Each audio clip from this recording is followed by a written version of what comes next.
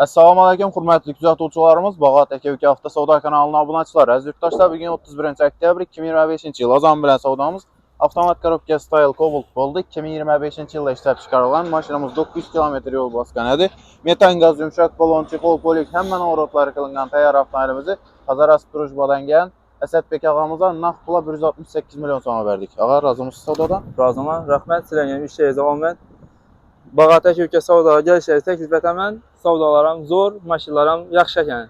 Mən gəlişləri təklif etəmən. Qəttə rəhmət, daha yaxşı diləklər üçün izin bundan həm yaxşı maşınların bərbi oturaldı. Dostlar, güzətəmiz satqan maşınımız 2025-ci ildə işləb çıxarılan maşınımız 900 km yol basqanədir dostlar.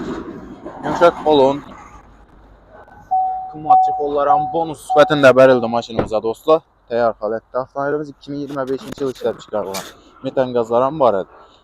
Nağd pula 168 milyon soma Drujbağa verdik dostlar. Gəl öyrəsdə, şimdi zor senalda maşınlarımız 2. Satıladan maşınlarımız olsa, keçləri, istəfsəklik qalamız. Rəhmət.